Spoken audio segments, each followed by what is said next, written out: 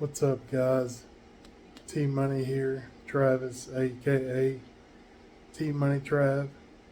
Getting back at you guys. Sorry it's been a while.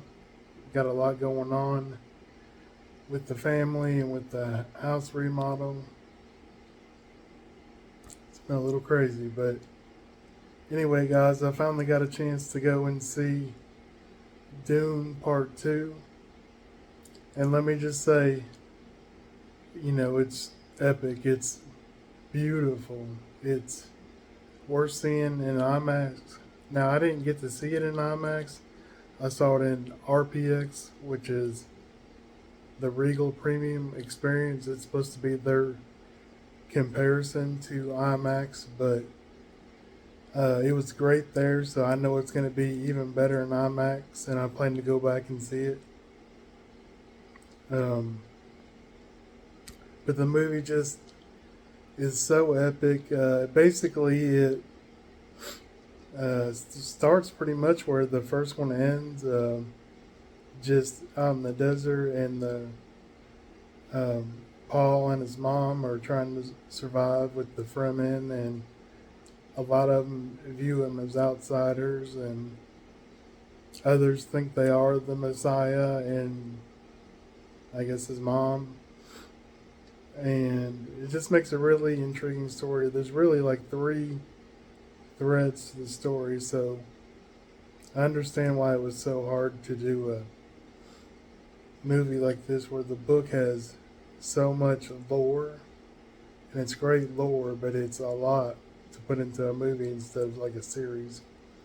So I think the experience benefits from having two movies. Now, as far as the performances, they're all great. They're all good to great or greater. I can't think of any bad performance.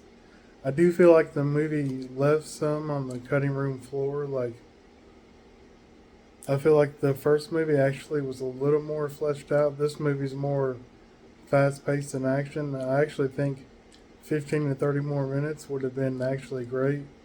And I hope there's like a director's cut or extended cut where we get to see everything. For example, Christopher Walken's part is not very big, but he has like a presence, but he doesn't even have a lot of lines. The trailer makes him look way more important than he is. His daughter is actually the princess. Florence Pugh actually is in the movie a lot more and is way more important going forward than the emperor himself. So I would say in the old movie, the emperor was of more importance. Here, it's just like a plot device, or they just cut some of the movie out that we really need to see. Sorry, guys, I got like cotton mouth. But like I said, if you like the first Dune, you'll totally love this one. Hang on, guys, let me get a drink. Let's see here. Get my juice box. But the movie is epic, grandiose. Worth seeing twice.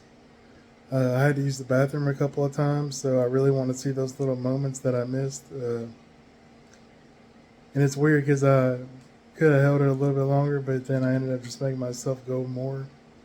So just go a lot before the movie starts, because I think it's 2 hours and 40 minutes, something like that. But the first one's longer. The first one felt longer. The first one felt more fleshed out. This one felt more visceral, more action-packed.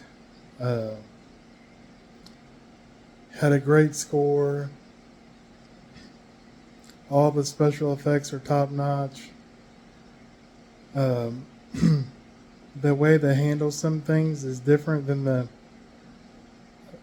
other first movie, the David Lynch's Dune, especially with Paul's sister and you're either gonna live with that or you're gonna hate it. That's really the only big difference I can um, think of from the books in the first movie. Um, there's no cheesy moments really. They try as much as they can to flesh out Paul Atreides and Chinese character Zendaya. They get their moment in the sun. She is apprehensive towards him as a messiah, but as a man, she thinks he's great. She thinks he's sincere. She just doesn't know if she thinks he's God, but she knows that he is a presence and is a great fighter and knows their ways. And she's just skeptical of the Messiah prophet idea. But as like her boyfriend, as a man, she thinks he's fantastic, great fighter, sincere. Because there's a moment where some of the girls are talking about him, and she kind of stands up for him. So it's kind of cool. But yeah, let me see. You get some really good like daylight shots of the worms.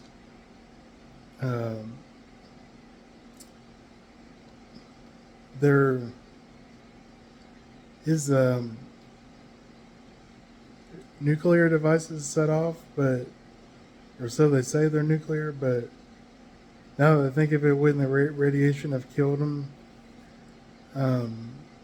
So maybe that's a plot hole, or maybe there's more in the book about that. Somehow it's like not radioactive or something. I know that rumor is in real life they have like tactical nuclear warheads now that don't produce nearly as much radiation. They just kill a lot of people at once. So maybe that's like supposed to be some version of that.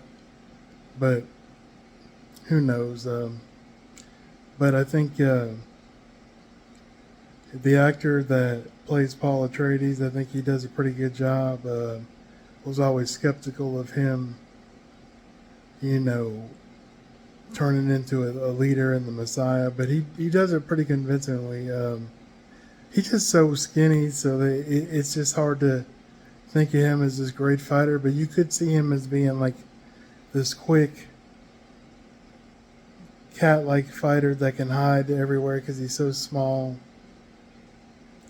Plus, he can kind of see the future to an extent, so all that's really cool. Probably should be explored a little bit more because it just kind of happens to where, it just kind of does something and then bam, he's all in. There's a point of no return, and it feels like there was a little force, but feel like they left something in the cutting room floor for time constraints or whatever. But yeah, guys, I really think great movie. Worth seeing twice. There's a lot of details crammed in here. The score is beautiful. The acting's great. The special effects are top notch, and I do want to see a conclusion to the Atreides family. If you know what happens in Messiah, that'd be interesting. But I don't think it would be as action-packed. So I don't know if they would, throw some random stuff in there or what.